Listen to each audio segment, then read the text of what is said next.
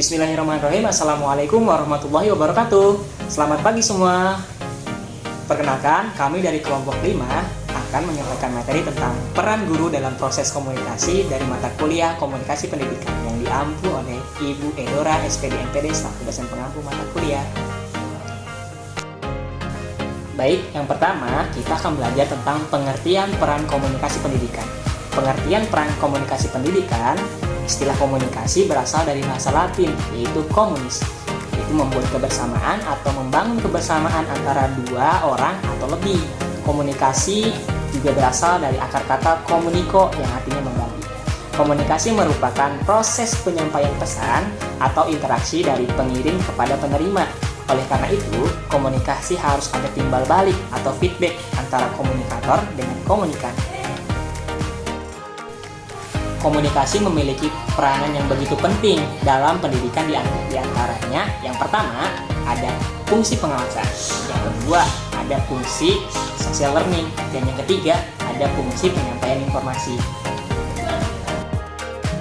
Tipe komunikasi yang mempunyai fungsi diantaranya yang pertama ada komunikasi dengan diri sendiri, yang kedua ada komunikasi antar pribadi, dan yang ketiga ada komunikasi publik. Selanjutnya ada efektivitas komunikasi dalam proses pembelajaran. Efektivitas proses pembelajaran berhubungan dengan kegiatan yang dilakukan selama proses pembelajaran berlangsung dengan keinginan dari peserta didik untuk belajar, atau dengan kata lain tanggung jawab sebagai peserta didik untuk belajar. Pembelajaran dikatakan efektif jika memberikan kesempatan belajar sendiri dan beraktivitas seluas-luasnya kepada siswa untuk belajar. Selanjutnya ada pembelajaran yang efektif dilihat dari dimensi karakteristiknya. Yang pertama, kecermatan penguasaan perilaku. Yang kedua, kecepatan untuk kerja. Yang ketiga, kesesuaian dengan prosedur. Yang keempat, kuantitas untuk kerja. Yang kelima, ada kualitas hasil akhir. Dan yang terakhir, tingkat ahli beradik. Itu termasuk ke dalam efektif dari dimensi karakteristik pembelajaran. Selanjutnya, ada peran guru dalam membangun hubungan interpersonal. Peran guru dalam membangun hubungan interpersonal yang positif dengan siswa memiliki dampak yang sangat signifikan terhadap proses pembelajaran dan perkembangan siswa secara keseluruhan. Hubungan yang baik antara guru dan siswa menciptakan iklim kelas yang aman, mendukung dan memungkinkan siswa untuk merasa dihargai dan didukung dalam proses belajar mengajar.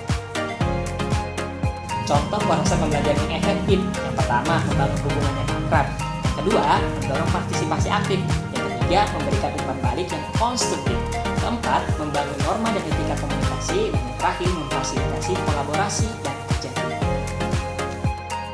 Keterampilan guru dalam mengelola konflik dan memecahkan masalah komunikasi. Jadi, keterampilan guru dalam mengelola konflik dan memecahkan masalah komunikasi dalam konteks pembelajaran sangatlah penting untuk menciptakan lingkungan belajar yang harmonis dan produktif antara guru dan juga siswa. Contoh poin dan strategi yang dapat digunakan oleh guru. Yang pertama, mendengarkan dengan empati. Yang kedua, mengidentifikasi akar masalah.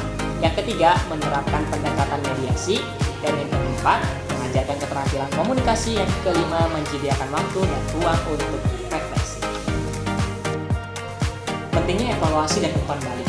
Evaluasi dan umpan balik sebagai alat yang efektif untuk meningkatkan keterampilan komunikasi mereka dalam konteks pembelajaran. Mereka ini adalah siswa kepada kita sebagai guru. Evaluasi dan umpan balik sebagai alat yang efektif untuk meningkatkan keterampilan komunikasi pembelajaran, memberikan umpan balik yang konstruktif kepada siswa merupakan hal yang sangat penting dalam meningkatkan kemampuan komunikasi. Nah, berikut beberapa poin dan metode evaluasi yang dapat digunakan. Yang pertama, observasi secara langsung. Jadi guru mengobservasi secara langsung kepada siswa.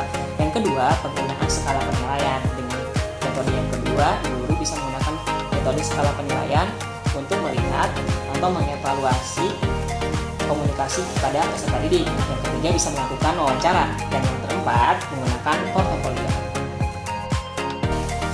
Selanjutnya ada prinsip-prinsip etika yang harus dipegang oleh guru dalam komunikasi dengan siswa. Yang pertama, menghormati kebutuhan dan kepentingan siswa.